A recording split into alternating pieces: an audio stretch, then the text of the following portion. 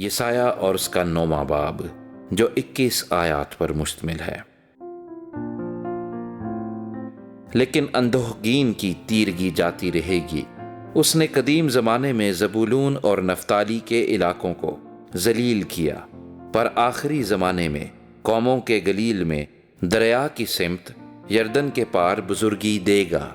جو لوگ تاریکی میں چلتے تھے انہوں نے بڑی روشنی دیکھی، جو موت کے سائے کے ملک میں رہتے تھے ان پر نور چمکا۔ تو نے قوم کو بڑھایا، تو نے ان کی شادمانی کو زیادہ کیا۔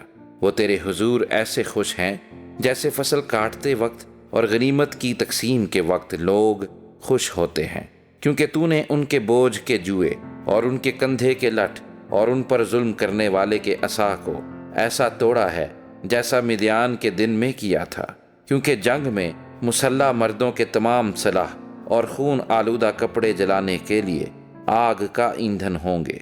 اس لیے ہمارے لیے ایک لڑکا تولد ہوا اور ہم کو ایک بیٹا بخشا گیا، اور سلطنت اس کے کندھے پر ہوگی، اور اس کا نام عجیب، مشیر، خدائے قادر، ابدیت کا باپ، سلامتی کا شہزادہ ہوگا۔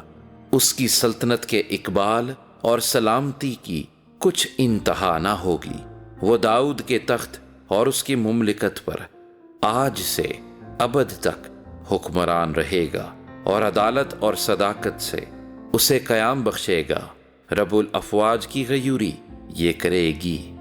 خداوند نے یعقوب کے پاس پیغام بھیجا اور وہ اسرائیل پر نازل ہوا، اور سب لوگ معلوم کریں گے، یعنی بنی افرائیم اور اہل سامریہ جو تکبر اور سخت دلی سے کہتے ہیں کہ اینٹیں گر گئیں پر ہم تراشے ہوئے پتھروں کی عمارت بنائیں گے، گولر کے درخت کاٹے گئے پر ہم دیودار لگائیں گے۔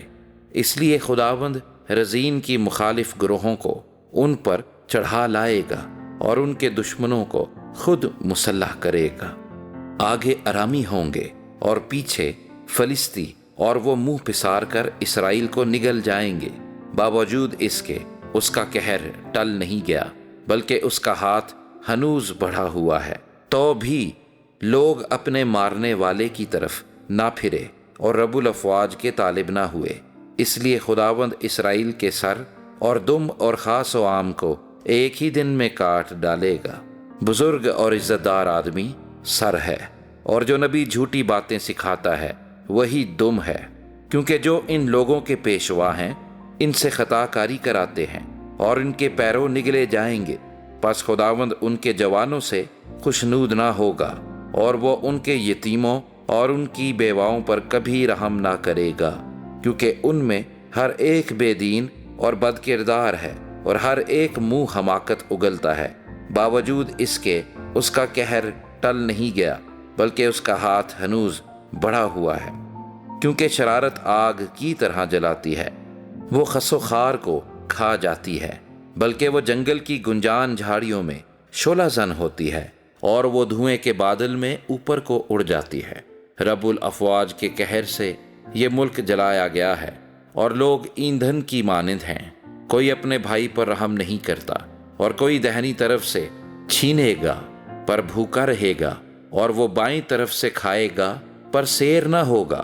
ان میں سے ہر ایک آدمی اپنے بازو کا گوشت کھائے گا، منسی افرائیم کا اور افرائیم منسی کا، اور وہ مل کر یہودا کے مخالف ہوں گے۔ باوجود اس کے اس کا قہر ٹل نہیں گیا، بلکہ اس کا ہاتھ ہنوز بڑھا ہوا ہے۔